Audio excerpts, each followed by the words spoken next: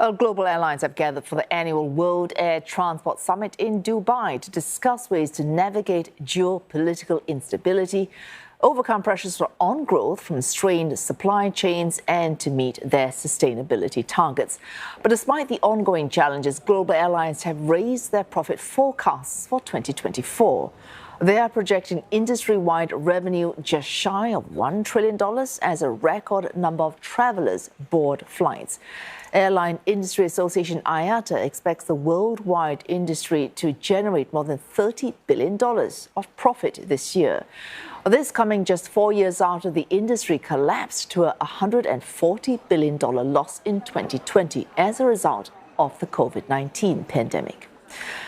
And CNA's Roland Lim caught up with Willie Walsh, he's Director General of IATA, and asked him if the supply chain issues during the pandemic are still affecting the aviation sector. We're not getting the new aircraft that a lot of airlines had banked on, if you like. It's also forced some airlines to reintroduce aircraft that they had planned to retire. So it's been very disruptive.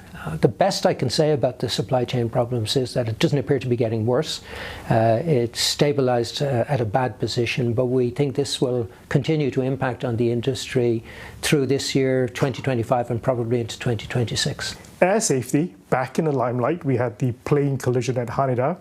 We had the air plug blown out of an Alaskan Airlines flight, and of course the unfortunate death due to extreme turbulence on a Singapore Airlines flight. How would you allay these fears? I think it's important for people to realize that the industry remains completely focused on our safety performance. 2023 was probably the safest year in the history of aviation. It's safe because we work hard to ensure that it's safe. You know, we learn from experience, we learn from all of the incidents, we examine them, we share the learnings to make sure that everybody can get the benefit of all of these tragic events. So our industry is laser focused on the performance and laser focused on doing everything we can to maintain the very high standards of safety that the industry has developed. So ticket prices haven't fallen. I mean, despite airfares not returning to pre-pandemic levels, you've actually worked out that in 2018 dollar terms, though, it's actually cheaper to fly today than it was back then. There has been significant inflation that everybody has experienced. Inflation for our industry has been higher than consumer inflation because of the impact of fuel for the airline industry, and we've seen quite a bit of volatility in jet fuel prices. So it is important that when people talk about higher fares that they remember that inflation has impacted on everything. So we're broadly keeping line with inflation in dollar terms. Compared to 2018, it is cheaper to fly today than it was then.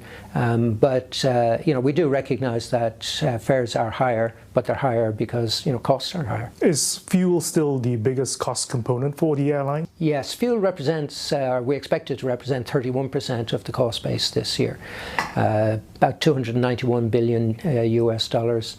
When I look at the period between 2010 and 2019, which I think was a period that typically wasn't disturbed by external events, fuel was 27% of our cost base, so it's higher than average.